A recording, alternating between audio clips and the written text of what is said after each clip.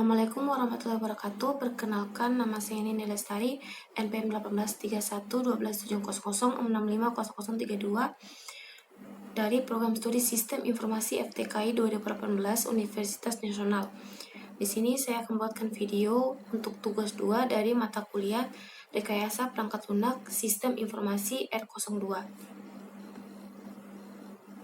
Selanjutnya saya akan membacakan materi 1 untuk pertemuan 1. Perangkat lunak merupakan kumpulan dari program prosedur dan dokumen data lain yang saling berhubungan, yang mempresentasikan masalah di dunia nyata yang dikonfigurasikan dalam sebuah bentuk aplikasi yang harus dikerjakan komputer. Jenis software. Software generik.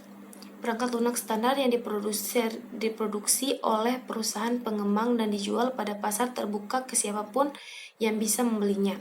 Kedua, software pesanan.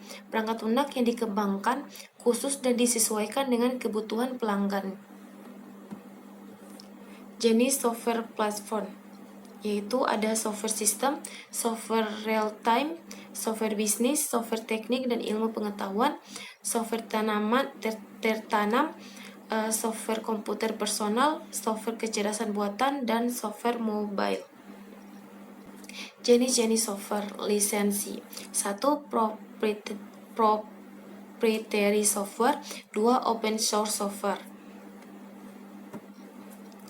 Open source software, software yang source kodenya terbuka dan distribusikan dalam suatu format lisensi yang memungkinkan pihak lain secara bebas memperbanyak dan memodifikasikan source kode informasi di dalamnya. Jenis-jenis lisensi open source software yaitu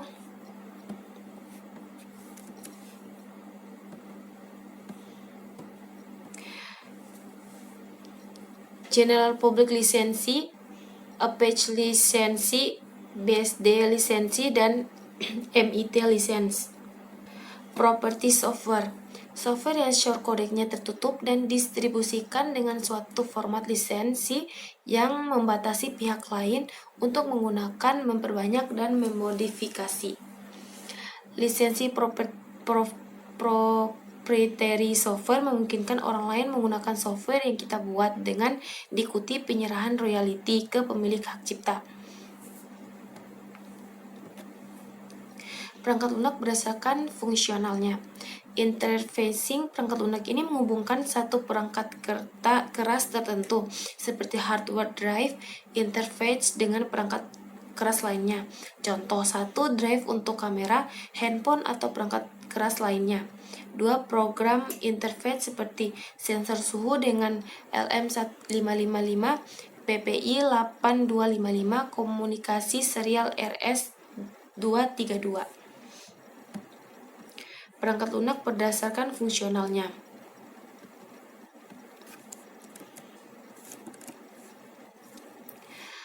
Operating system, perangkat lunak yang menjalankan sistem komputer dan merupakan interface dari sistem komputer dan program aplikasi yang berjalan di atasnya. Perangkat lunak berdasarkan fungsional program aplikasi. Program ini digunakan untuk keperluan tertentu yang tujuannya membantu pekerjaan manusia menjadi lebih mudah. Program ini yang banyak dibahas dalam pembuatan perangkat lunak.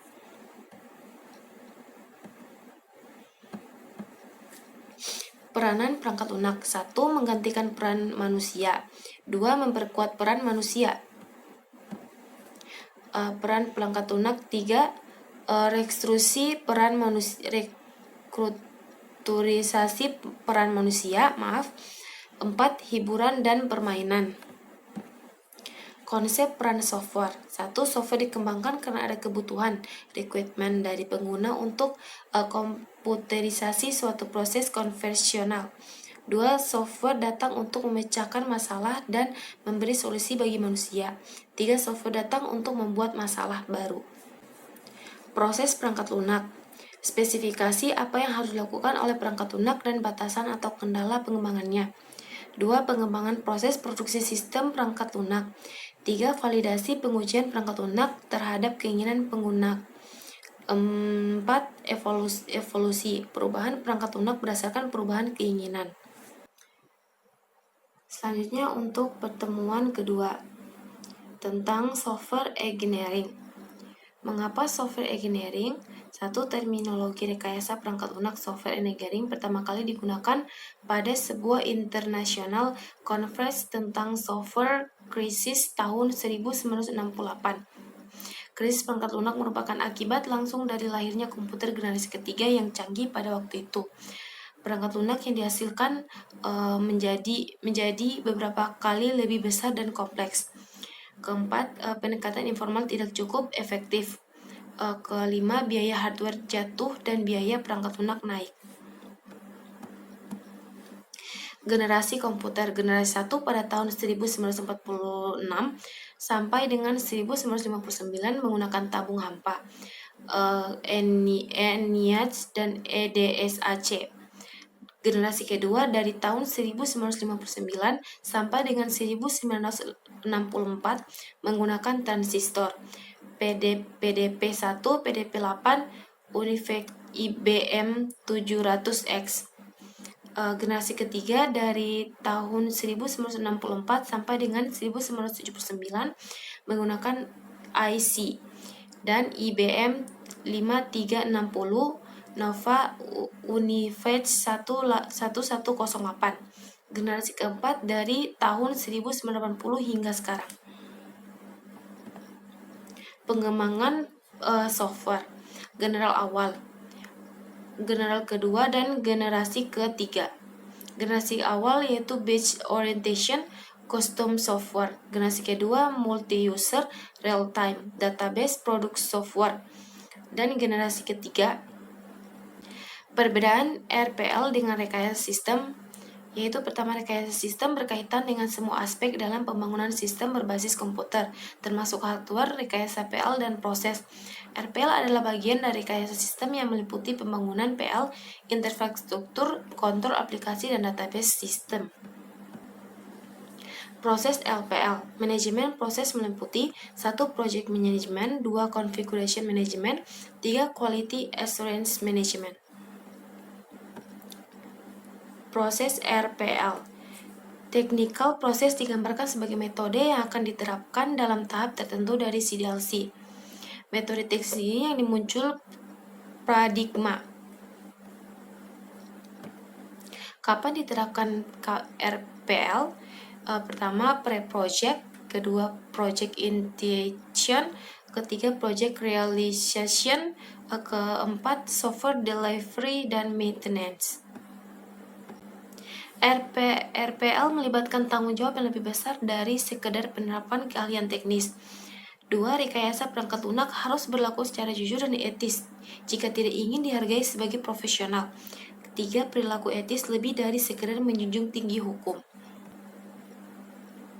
Kerahasiaan. Rekayasawan harus menghargai kerahasiaan pegawai atau kliennya. Komputer. Rekayasawan tidak boleh memberi gambaran yang salah tentang tingkat kompetensinya. Mereka tidak boleh secara sadar menerima pekerjaan yang di luar kompetensinya. Perangkat lunak sistem yang dimaksud untuk memberikan dukungan otomatis untuk kegiatan proses perangkat lunak. Cache system sering digunakan untuk mendukung metode. 1. Upper cache, kedua lower cache. Apa atribut perangkat lunak yang baik? Perangkat lunak ini harus memberikan fungsi yang diperlukan dan kinerja bagi pengguna dan harus dipertahankan, diandalkan dan dapat diterima. Apa saja tantangan utama yang dihadapi RPL? Yaitu pertama, heterogeneity atau keberagaman, mengembangkan teknik untuk membangun perangkat lunak yang dapat mengatasi perbedaan platform dan lingkungan eksekusi. 2. Delivery atau pengiriman, mengembangkan teknik yang mengakibatkan pengiriman perangkat lunak lebih cepat. 2. Trust atau kepercayaan. Ketiga, trust atau kepercayaan, mengembangkan teknik yang menunjukkan bahwa Proses rekayasa perangkat lunak biasanya spesifikasi tidak lengkap atau menyimpang dari biasanya. 2. Lebih menghilangkan perbedaan sampai spesifikasi, desain, dan manufaktur. 3. Tidak dalam bentuk fisik untuk menguji sistem. 4. Software tidak bisa work out. Selanjutnya untuk pertemuan ketiga, proses aktor. Proses aktor merupakan orang-orang yang berpartisipasi dalam proses pengumpulan requirement beserta perannya. Proses pengumpulan requirement merupakan proses yang interdisiplin, menjembatani semua orang dari berbagai latar belakang. Contoh umum dari pemangku kepentingan perangkat lunak termaksud berikut. 1. User atau customer. 2. Market analyst. 3. Regulator yang memiliki aturan. Dan 4. Software engineer.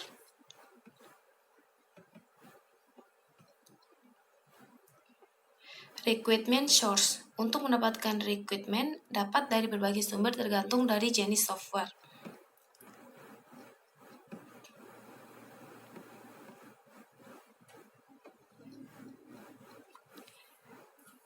Requirement source domain knowledge. Domain aplikasi atau software yang akan dihasilkan. 2. Pengetahuan tentang domain aplikasi memberikan latar belakang terhadap seluruh perincian requirement.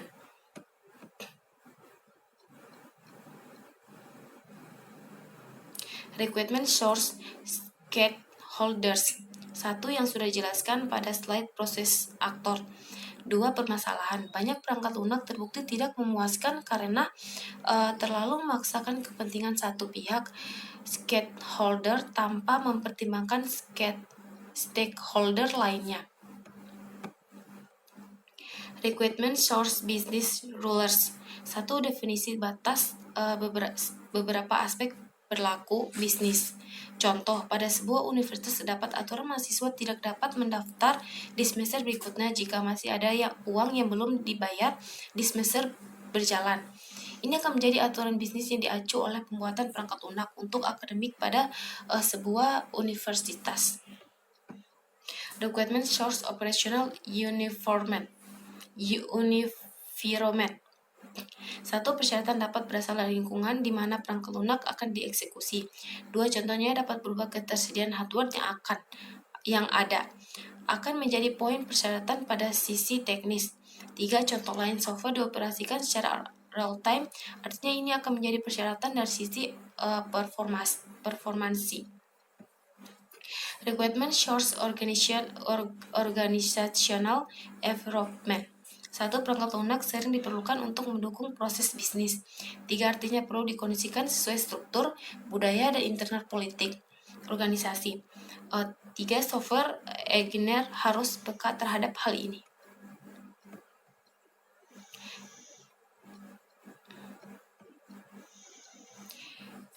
Analisis software detektif. Dia tahu bahwa ada masalah yang harus diselesaikan dan karena itu harus mencari petunjuk yang mengungkapkan solusinya.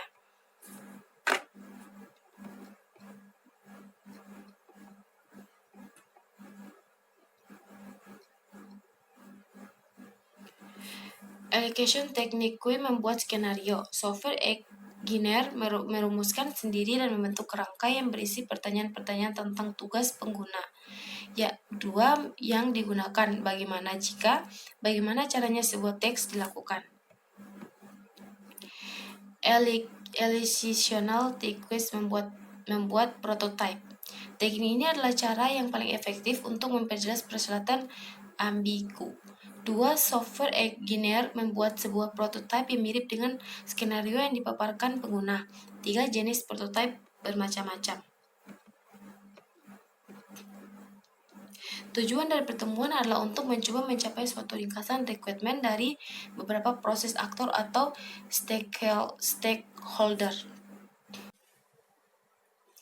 Selanjutnya untuk pertemuan keempat,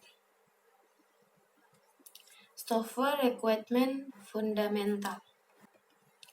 Fase analis.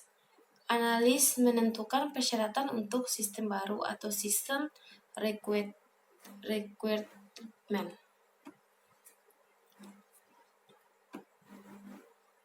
Requirement persyaratan dapat disebut juga kebutuhan adalah sebuah persyaratan tentang apa yang harus dilakukan atau karakteristik seperti apa yang perlu dimiliki oleh software untuk menyelesaikan permasalahan. Jenis requirement. Software requirement functional dan non-functional. 2. User requirement. 3. System requirement. Software requirement yaitu fungsional dan non-fungsional, seperti yang dikatakan sebelumnya. Software requirement fungsional, persyaratan pernyataan layanan yang harus diberikan oleh software untuk menyelesaikan masalah. 2. Juga memuat bagaimana software harus bereaksi terhadap input tertentu dan bagaimana software harus berlaku pada kondisi-kondisi tertentu.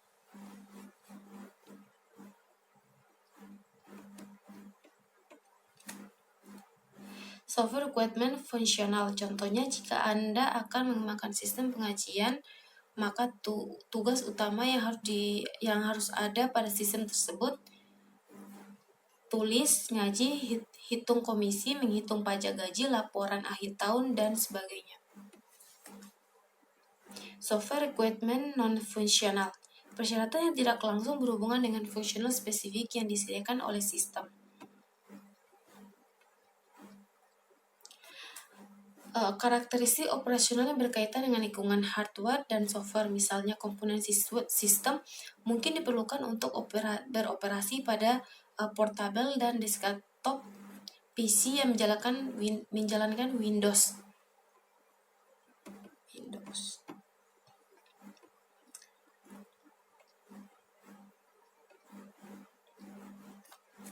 Menggambarkan keandalan sistem. Contoh: 1. Seberapa sering sistem mati. 2. Pengolahan data yang salah. 3. Bagaimana mendeteksi dan pulih dari masalah tersebut. Security requirement berkaitan dengan masalah keamanan sistem. Contoh: 1. Hak akses. 2. Memerlukan password. User requirement permasalahan. 1. Tidak ada kejelasan. 2. Kesimpangsiuran persyaratan. 3. Penggamburan persyaratan. Beberapa persyaratan yang berbeda, tapi dideskripsikan dalam satu persyaratan. User requirement solusi. 1. Buat format standar. 2. Gunakan bahasa secara konsisten, terutama dan bedakan antara persyaratan yang diperintah dan yang diinginkan. Sistem requirement persyaratan sistem adalah persyaratan untuk sistem secara keseluruhan. 2. Dalam sistem requirement mengandung komponen perangkat lunak dan persyaratan perangkat lunak. 3. Lebih rinci dan menjadi dasar kontrak untuk implementasi sistem. Selanjutnya untuk pertemuan kelima, model-model pengembangan PL. 1. Model waterfall. 2. Model prototyping. 3. Model evolutionary. 4. Model spiral. 5. Resource-based development. Model waterfall. 1. Requirement analysis dan definition. 2. System and software design. 3. Implementation dan unit testing. 4. Integration dan system testing. 5. Operation dan maintenance. Problems model waterfall. Jarang sekali proyek yang prosesnya bisa dilakukan secara sequential. 2. Sukar bagi customer untuk secara eksplisit mengemukakan semua kebutuhannya. 3. Customer harus sabar. 4. Development sering menunda pekerjaan. Anggota tim harus menunggu anggota lainnya menyelesaikan tugasnya. Model prototyping. Sering terjadi customer menjabarkan objektif umum mengenai software yang diminta, tetapi tidak bisa mendefinisikan input proses output yang diminta secara detail. 2. Di sisi lain, development menjadi tidak yakin terhadap efisien algoritma, kemampuan adaptasi terhadap sistem operasi, atau bentuk interaksi mesin dengan orang. 3. Untuk mengatasi situasi tersebut bisa digunakan pendekatan prototype paradigma.